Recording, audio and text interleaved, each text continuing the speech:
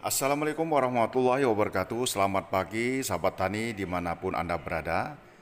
Pagi ini kita menuju desa Bandar Aji, Kabupaten Lahat untuk melihat kebun kakao yang merupakan bantuan Dinas Perkebunan Provinsi Sumatera Selatan tahun 2008.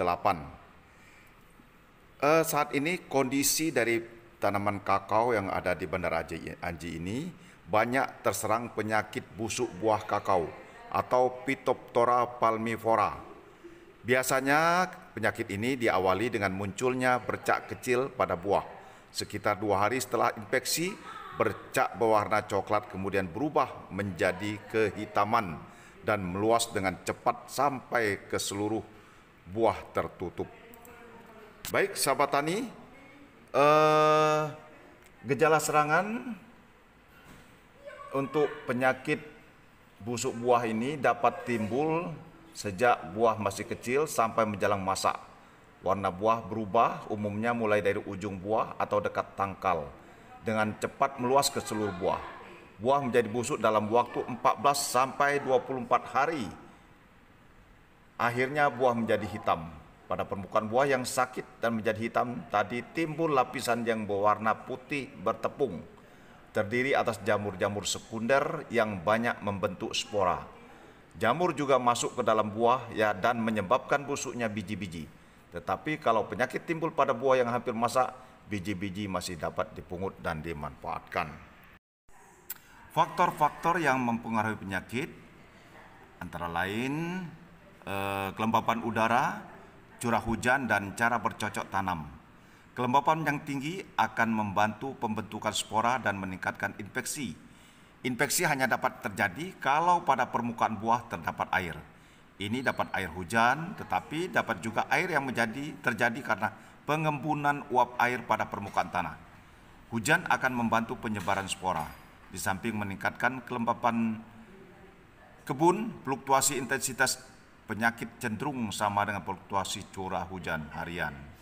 Puncak intensitas penyakit terjadi setelah 1 atau 3 minggu setelah puncak curah hujan. Baik, untuk pengendalian penyakit busuk buah pada tanaman kakao dilakukan melalui konsep pengendalian hama terpadu atau PHT dengan memadukan 2 atau lebih teknik pengendalian yang dikembangkan. Pertama, dengan sanitasi, dengan memetik buah-buah busuk yang dilakukan bersamaan dengan pemangkasan ataupun saat panen, kemudian dibenamkan ke dalam tanah sedalam 30 cm. Yang kedua, pengaturan kelembapan kebun.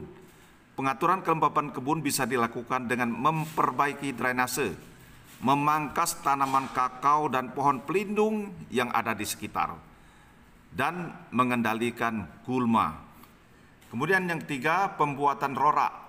Rorak adalah galian yang dibuat di sebelah pokok tanaman untuk menempatkan pupuk organik dan dapat berfungsi sebagai lubang drainase.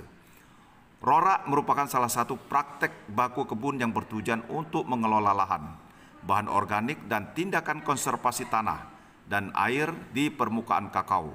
Rorak dapat diisi serasa, kulit buah kakao, buah busuk, sisa hasil pangkasan, gulma hingga penuh, dan selanjutnya ditutupi dengan tanah. Mudah-mudahan ke depan ini akan menjadi rumahnya cacing. Ketika hujan deras, rorak dapat berfungsi sebagai lubang drainase untuk mempercepat penyusutan air hujan yang menggenang di atas permukaan tanah air. Terakhir dapat diberikan trichoderma, di mana trichoderma ini sangat efektif untuk mengendalikan penyakit tanaman ini. Baik sahabat, mudah-mudahan tips ini dapat membantu kita semua. Sampai jumpa lagi. Salam.